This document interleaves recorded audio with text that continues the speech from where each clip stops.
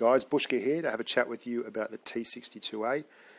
Now this tank, oh god, I struggled with it at the start. I was spoilt for basically quite a long time by the T54. It's a fantastic tank. It brawls with the best of them, and pound for pound, it's just probably the strongest in its tier along with the E75. However, the T62 is not half the brawl of its predecessor. It is, however, an incredibly good tank in terms of camo, and its gun is sublime. Its rate of fire at 9.76 is outstanding, and its dispersion at 0.34 per 100 is right up there for its tier. Only the 0.32 on the FV4202 and the laser-like 0.30 on the E50 beat it, but 0.34 is perfectly acceptable for sniping. As I mentioned, the T54 spoiled me. It has that reliable frontal armour. It bounces a lot. It's still got that hull, the turret armour that helps it to go hull down. I found that when I was driving the T62 at the start, I couldn't really get a grip on the playstyle. The gun is basically penetrates in terms of heat exactly the same as the T54 again, which is another reason why the T54 is so powerful in its tier, 330 average pen. But it does have that crazy rate of fire. With a gun rammer, you're looking at over 10 rounds a minute with the T62A. It also has the best camo in its class, and I take the oddity of running it with a net for reasons that will become apparent when you see the gameplay. I asked Reventa, one of my mates, on chat, and he basically gave me a few tips saying I needed to be less aggressive and a bit more sneaky with it. So I took that to heart, tried it out, and dragged the old T62A up to about 61% in terms of win rate. The T54, but it has nearly identical stats for me for the T62A, which is just bizarre, but nowhere near as good a win rate. And I think one of the reasons for that is because with the T62A, I'm a lot more patient, and I tend to influence the outcome of the battle more and draw a bit more fire. Whatever the case, both tanks are outstanding, but for me the T62A is the one that's nearest and dearest to my heart. It is easily for me the best medium in tier 10. I say that with the FV4202 and the M48A pattern also in my stable. I've got plenty of tanks, but this one for me is the most manoeuvrable of the lot. It turns on a dime, and as I mentioned, with the camo and the manoeuvrability and that rate of fire, you can really use it a bit like a rapier rather than like a knife fighter. You can hit people at distance, you can get behind people quite comfortably, you can outflank everyone, and although it doesn't have the pickup of some tanks, it moves very quickly across the ground. The M48, another fine tier 10 medium. I've played it a lot, but it doesn't have quite the rate of fire. It doesn't have the same profile that the Russian mediums have the benefit of, so it's quite a bit easier to hit, and it doesn't have any camo to speak of at all. I think that's the real kicker, but then the T62A is also, in my money, a better on the move and a more accurate on the move tank, which used to be the purview of the M48A1. Anyway, I'll show you a little bit of how I like to play the T62A, and you guys can decide whether it's worth investigating for yourself. So let's have a look at some gameplay, and I'll show you what I mean. For me, I like to use this tank to scout a touch, find out where the enemy is, and move from there. Now, I had a look at this game. We were nearly all mediums, you can see. I think we had 5 mediums. So I'll speed it up here. We'll move up to the flank, and I'm going to go just above the cap circle there and look and see if I can find a target without committing myself. Now, as I said, the camo on this tank is outstanding for me with a net, which is really random, I know, but I love it. So I can sit in these bushes here quite comfortably and not worry about being spotted. I can see, obviously, that the rest of the team's flanking hard, and I make probably a rash decision here, but I definitely don't want to be hit from behind or the side, and if I'm going to get hit and be involved, I'd rather be the aggressor. So I push in through here, and I think I get my spotters here. I pick up about 5 of them and decide to have a crack at that third. Now this is where the tank excels. I notice there's a 62A coming up on the left. I switch to heat because I really want to track him and make sure he doesn't get away. There's another tank behind me, we can gun him, but he doesn't move forward far enough, so I just pump one into him. look at how nimble this thing is and how quickly it moves and relocates. I can get one into him, come back, traverse around again, and leave him alone, look for another target, see the tiger fires, so I can go out safely and pump one into him, pull back, no worries at all, and look at it move. It's crazy how quick this tank is. Someone takes the tiger out here. I don't tend to notice. I'm in a bit of a blood rush. Oh, you can see they're starting to all form up on the right. We're all starting to form up there in front of them. I figure it's time for someone to go and flank. So I push across here really quick. I pop my turbo and just get away from that T54 and bang, get tracked by this Jag Tiger. Blow my big kit, put one into him, and I was a bit worried here about going around behind him and getting myself between him and the other tank. So as I come around the corner, I decided at the last minute not to do that, which I think was probably wise in hindsight, because this Ferdinand starts to turn around towards me. I try to put one into his tracks. You can see here. Doesn't track him, no. Bounce one off the Jag, I believe. So you can only see the turret. The turret on this thing is amazing. If you can hold down with it, it's superb. I'm going to put one in the tracks of the Jag here, just to stop him from following me around. And again, I don't want to go behind him and get stuck there. There's an E75 directly behind me, so I just go beside him. Got myself a nice avenue of escape there if necessary. And you can just see how manoeuvrable this tank is. It's crazy. I'm going to spot in here just so I can make sure I get the last kill shot in, and then turn, and basically there's only him left. I'm going to stick behind him, stop him from moving, trap him there, and yeah, you can see the thing is nimble, nimble, nimble. It doesn't have the pickup of the T54, and it's just rate of fire, its rotation, it's quite incredible.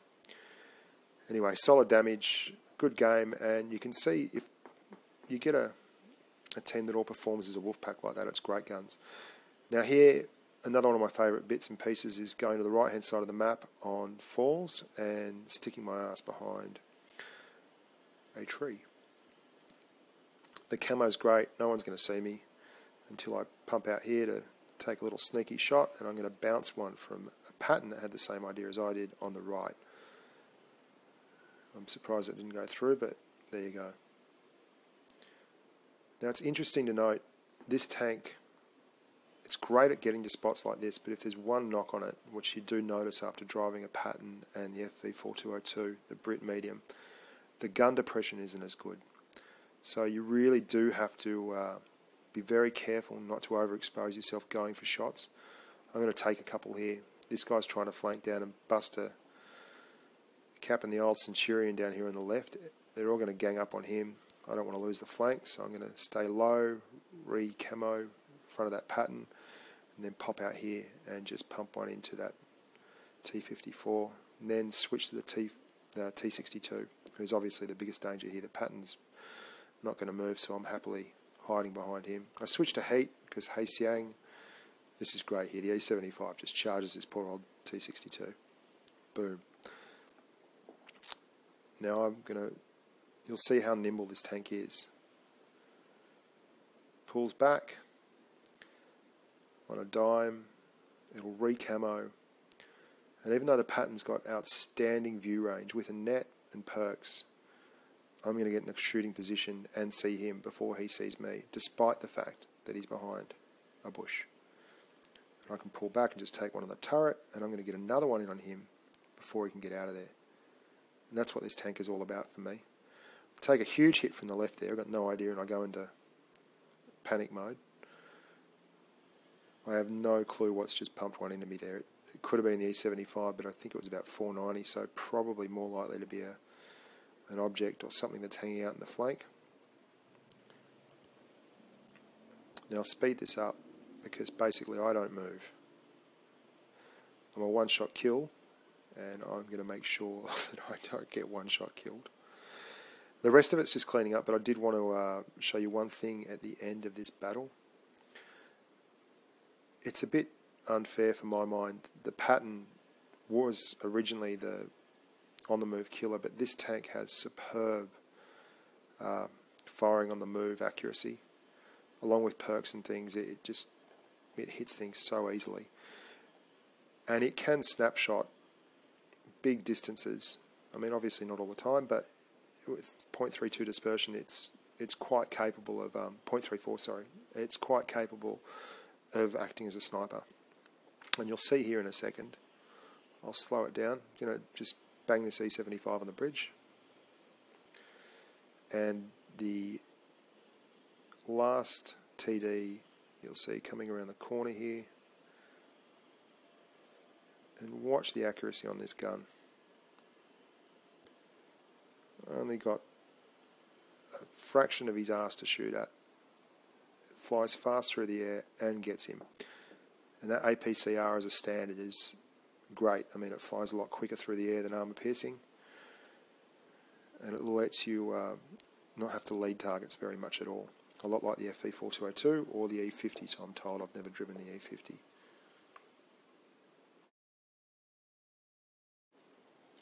So again, solid game.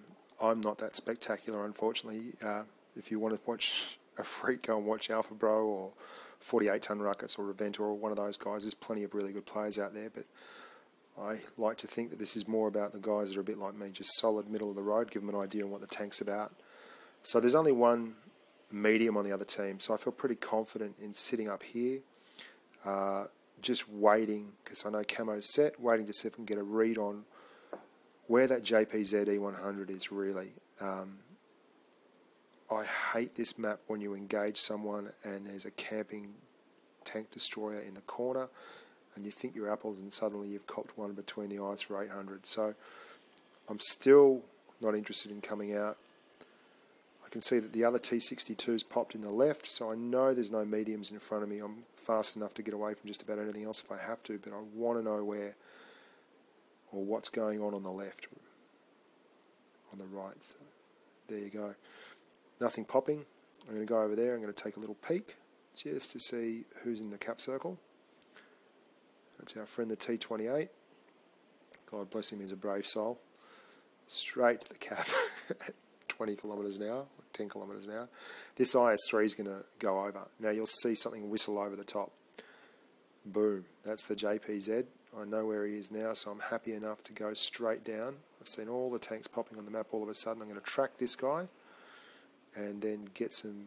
I see an IS-8 down there. I'm going to get some distance between him and I. Now this is where there's no other tank I can think of that I'd be able to do this in. I go out, I put one into the IS-8. I back up again. The IS-3's gone. There's now 3 tanks looking directly at me. They all want to shoot me. Watch this. I can get one into the IS-8, hit the turbo. But I'm going to go around, put myself in cover between him, have time to put another one into the T28. It's going to reload that quickly. And then up here, I'm going to donk this shot, but I've got time to actually put another shot into the JPZ. And then I've got my tail between my legs. I'm out of there because I honestly don't want to be messing with a JPZ with an IS-8 at the same time.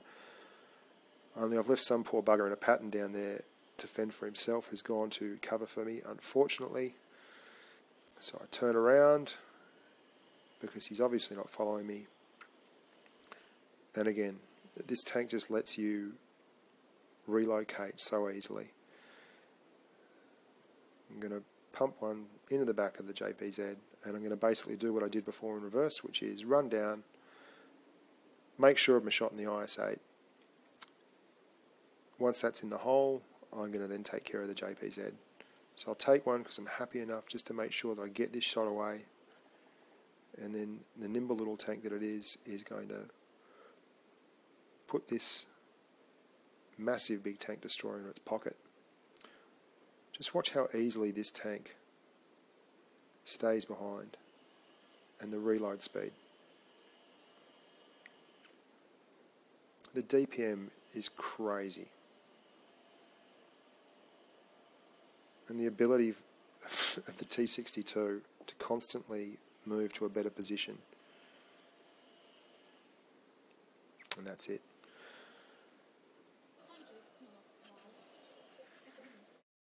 So there you have it, a wonderful tank, another solid game, no surprises, the tank's much better than I am, and I can't recommend the T62A highly enough.